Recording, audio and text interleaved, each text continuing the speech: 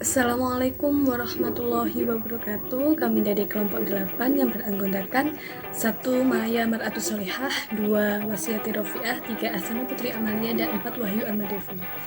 Di sini kami akan membahas materi pembelajaran sejarah kebudayaan Islam kelas 10 semester Gasal pada tingkat Madrasah Aliyah. Yang pertama adalah membahas tentang sejarah dakwah Rasulullah pada masa Islam periode Mekah. Dakwah Rasulullah SAW periode Mekah adalah dimulai setelah beliau mendapat wahyu pertama, yaitu surat Al-Alaq ayat 1-5.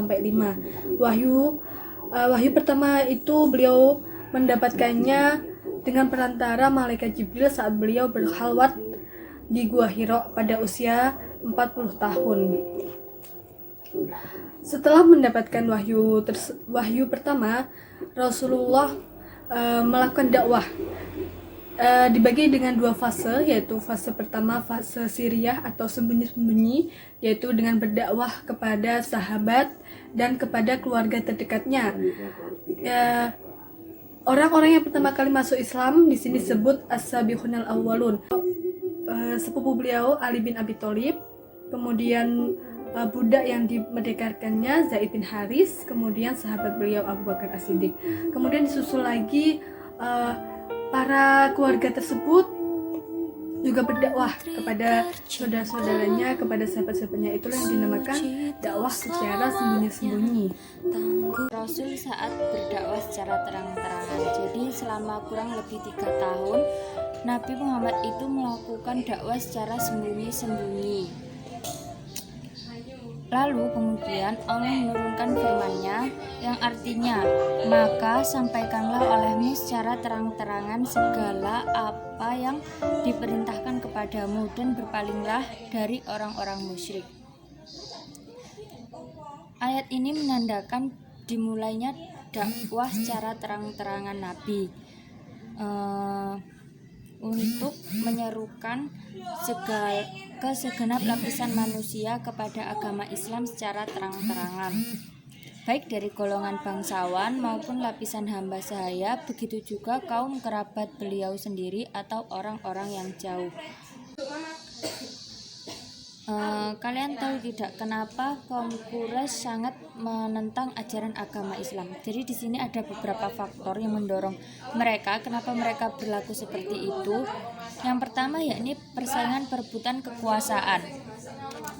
Kaum Quraisy tidak dapat membedakan antara kenabian dan kekuasaan. Mereka mengira bahwa tunduk pada Nabi Muhammad berarti pada kekuasaan Bani Abdul Muthalib, sedangkan suku-suku bangsa Arab selalu bersaing untuk merebut kekuasaan dan pengaruh. Jadi mereka ngiranya kalau jadi nabi itu ya harus jadi penguasa di daerah situ, padahal kan enggak.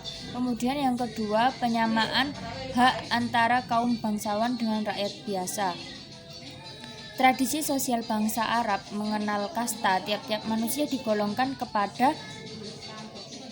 Kemudian yang ketiga, takut akan hari kebangkitan. Mereka menolak ajaran agama Islam karena Islam mengajarkan bahwa setelah meninggal manusia akan dibangkitkan dari kuburnya dan akan dimintai pertanggungjawaban di akhirat kelak. Kemudian yang keempat yakni taklid kepada ajaran nenek moyang. Kaum Quraisy merasa berat untuk meninggalkan agama nenek moyang mereka dan mengikuti agama baru. Jadi mereka enggan meninggalkan tradisi, padahal itu salah. Dan yang kelima yakni faktor ekonomi. Inilah yang menyebabkan kaum Quraisy enggan meyakini Islam, karena dalam agama Islam tidak diperbolehkan menyembah berhala, padahal membuat patung adalah sebagai salah satu mata pencaharian mereka. Jadi kalau kan mereka mikirnya pastilah, terus kalau masuk Islam terus kita bikin patung, terus siapa yang beli patung gitu kan, soalnya kan kita menyembahnya Allah. Kemudian juga ada beberapa tindakan-tindakan kaum Quraisy yang menghambat dan menghalangi dakwah Nabi. Yang pertama, penghinaan dan siksaan. terhadap Rasulullah. Yang kedua, ancaman dan siksaan kepada para pengikut. Yang ketiga, ada bujukan harta, kedudukan, dan wanita. Yang keempat, kaum Quraisy mengasih. Selanjutnya, hijrah ke Habsyi. Pada tahun 615, tanda-tanda konkret bahwa Nabi Muhammad SAW akan menjadi pimpinan komunitas baru berdasarkan ajarannya. Dengan adanya siksaan demi siksaan yang terus-menerus dilakukan oleh kaum Quraisy kepada kaum muslimin yang tergolong lemah secara ekonominya, mereka sangat menderita. Oleh karena itu, karena penderitaan tersebut, Rasulullah SAW meminta para sahabatnya untuk berhijrah ke Habsyi demi menyelamatkan agama mereka. Dan peristiwa ini tepatnya terjadi pada tahun kelima dari masa kenabian. Hijrah ke Habsyi dilakukan kaum muslimin dalam 2 gelombang. Gelombang pertama, kaum muslimin yang berjumlah kurang lebih dari 10 orang laki-laki dan 4 orang perempuan. Dilanjutkan pada tahun kelima, pada bulan ke-7 kenabian, dilanjutkan dengan rombongan hijrah kedua yang beranggotakan berjumlah 83 orang laki-laki dan 18 orang perempuan. Di antara mereka terdapat Utsman bin Affan beserta istrinya, Ruqayyah bin Muhammad, Zubair bin Awan, Abdurrahman bin Auf, Ja'far bin Auf bin Abu Thalib sebagai pimpinan rombongan dan yang lainnya. Rombongan ini mendapat sambutan yang baik dan penghormatan dari Raja Nasy. Bahkan Raja Nasy memberikan perlindungan dan diizinkan untuk melaksanakan ibadah orang Islam, dan juga menolak permintaan suku Quraisy supaya mengembalikan orang-orang mukmin ke Mekah. Di saat pengikut Nabi hijrah ke Habsyi, dia tetap berada di Mekah untuk berdakwah dan mendapat perlindungan dari Bani Hashim. Bahkan ada 2 orang tokoh Quraisy yang masuk dalam Islam, yakni Hamzah bin Abdul Muthalib dan Umar bin Khattab. Namun, kaum Quraisy berusaha untuk merusak kedudukan mereka di Habsyi. Maka mereka mengirim utusan yang dipimpin oleh Abdullah bin Abi Rabi'ah dan Amr bin As serta memberi hadiah untuk raja dan memintanya agar menyerahkan kaum muslimin kepada mereka. Tidak hanya itu saja, kaum Quraisy melakukan pemboikotan atau pengucilan terhadap kaum muslimin dari pergaulan dengan masyarakat Mekah yang digantungkan di dinding Mekah yang berisi antara lain, yang pertama, tidak boleh melakukan jual beli kepada Bani Hashim, Bani Muthalib, dan umat Islam. Yang kedua, dilarang mengadakan perdamaian dengan keluarga Bani Hashim. Yang ketiga, dilarang berbicara atau mengunjungi orang sakit dari keluarga Bani Hashim, Bani Muthalib, dan umat Islam yang lainnya. Yang keempat, dilarang mengadakan pernikahan dengan keluarga Bani Hashim, Bani Muthalib, dan umat Islam yang lainnya. Yang terakhir yaitu pemukiman umat Islam dikucilkan di bagian utara kota Mekah dan juga ketat oleh kaum Quraisy sehingga mereka tidak bisa berhubungan dengan masyarakat Mekah atau luar masyarakat yang lainnya. Isra dan Mi'raj Nabi Muhammad SAW. Isra adalah perjalanan Nabi dari Masjidil Haram menuju Masjidil Aqsa, dan Mi'raj adalah perjalanan Nabi dari Masjidil Aqsa menuju ke Sidratul Muntaha. Sebagaimana dalam firman Allah, yaitu Al-Isra ayat 1 yang berbunyi, Subhanalladzi asra bi 'abdihi lailan minal masjidil haram al masjidil aqsa alladzi barakna haulahu linuriyahu min ayatina innahu was-sami'ul basir. Perjalanan Nabi ini ditempuh dengan singkat, tidak ada hambatan sedikit pun. Sebelum diperintahkan dan diberi mukjizat oleh Allah, Nabi dirundung dalam kesedihan. Pertama adalah pamannya Abu Thalib meninggal dunia, Khadijah yang setia mendampingi wafat, Lalu datanglah mukjizat berupa perjalanan yang dikenal dengan nama Isra Mi'raj untuk menjemput perintah sholat lima waktu. Berdasarkan firman Allah dalam Quran surat An-Najm ayat 13 sampai 18 yang yaitu perjalanan Isra Mi'raj ketika beliau tidur di dekat Baitullah ditemani dengan dua sahabatnya yaitu Hamzah bin Abdul Muthalib dan Ja'far bin Abi Thalib. Lalu datanglah malaikat Israfil, Jibril dan Mikail membawa Nabi ke sumur Zam-Zam dan membentangkannya. Malaikat Jibril membelah dada Nabi Muhammad lalu dikeluarkan hatinya untuk dibersihkan dan dibasuh 3 kali dengan air Zam-Zam. Lalu malaikat Mikail membawakan satu mangkuk yang berisi hikmah dan iman untuk dituangkan pada hati Nabi Muhammad SAW. Setelah itu datanglah buruk yang sudah disiapkan oleh Allah untuk perjalanan Nabi. Jibril memerintahkan Nabi untuk melakukan sholat 2 rakaat di Baitul Maqdis. Sampai di langit dunia, lalu ditanya, siapakah ini? Jibril menjawab, aku Jibril. Dan siapa orang yang bersamamu?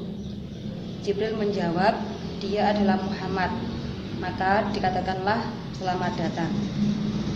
Kemudian bertemu dengan Nabi Adam. Dia memberi salam dan berkata selamat datang. Naik ke langit kedua, tanya lagi, siapakah ini? Jibril menjawab, aku Jibril. Dan siapa yang sedang bersamamu? Jibril pun menjawab, dia adalah Muhammad. Lalu menemui Nabi Isa alaihissalam dan ia mengucapkan selamat datang. Lalu naik ke langit ketiga bertemu dengan Nabi Yusuf dan memberi salam. Naik ke langit keempat bertemu dengan Nabi Idris. Naik ke langit 5 bertemu dengan Nabi Harun dan langit ke-6 bertemu dengan Nabi Musa. Lalu ke langit 7 bertemu dengan Nabi Ibrahim. Kemudian Nabi dilihatkan Al-Baitul Ma'mur yang setiap harinya ada 70.000 malaikat mendirikan sholat di sana. Kemudian Allah mewajibkan atas Nabi sholat 50 kali dalam sehari.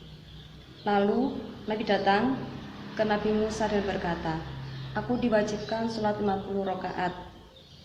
Lalu Musa memerintahkan Nabi untuk bertemu Allah untuk meminta keringanan. Dan Allah memberi keringanan yaitu berjumlah 40 kali sholat dalam sehari. Kemudian Nabi kembali kepada Musa dan Musa menasihati Nabi Muhammad SAW untuk meminta keringanan lagi hingga dijadikan keringanan 30 kali. Nabi terus meminta keringanan pada Allah dan diberi keringanan 20 kali. Berulang lagi hingga mendapatkan keringanan 10 kali. Nabi kembali menemui Nabi Musa dan Musa berkata, mintalah keringanan lagi. Hingga Nabi mendapat keringanan sholat 5 waktu. Nabi menerima dengan baik. Sungguh Allah telah aku putuskan kewajiban dariku ini dan hambaku, dan aku akan balas setiap satu sholat dengan 10 balasan pahala. Menjawab, dia adalah Muhammad. Lalu menemui Nabi Isa alaihissalam dan ia mengucapkan selamat datang. Lalu naik ke langit ketiga bertemu dengan Nabi Yusuf dan memberi salam. Naik ke langit keempat bertemu dengan Nabi Idris. Naik ke langit 5 bertemu dengan Nabi Harun dan langit ke-6 bertemu dengan Nabi Musa. Lalu ke langit 7 bertemu dengan Nabi Ibrahim. Kemudian Nabi dilihatkan Al-Baitul Ma'mur yang setiap harinya ada 70.000 malaikat mendirikan sholat di sana. Kemudian Allah mewajibkan atas Nabi sholat 50 kali dalam sehari. Lalu Nabi datang ke Nabi Musa dan berkata, aku diwajibkan sholat 50 rakaat. Lalu Musa memerintahkan Nabi untuk bertemu Allah untuk meminta keringanan. dan Allah memberi keringanan yaitu berjumlah 40 kali sholat dalam sehari. Kemudian Nabi kembali kepada Musa dan Musa menasihati Nabi Muhammad SAW untuk meminta keringanan lagi hingga dijadikan keringanan 30 kali. Nabi terus meminta keringanan pada Allah dan diberi keringanan 20 kali. Berulang lagi hingga mendapatkan keringanan 10 kali. Nabi kembali menemui Nabi Musa dan Musa berkata, mintalah keringanan lagi, hingga Nabi mendapat keringanan sholat 5 waktu. Nabi menerima dengan baik. Sungguh Allah telah aku putuskan kewajiban dariku ini dan hambaku, dan aku akan balas setiap satu sholat dengan 10 balasan pahala. Sekian dari kami, terima kasih banyak. Wassalamualaikum warahmatullahi wabarakatuh.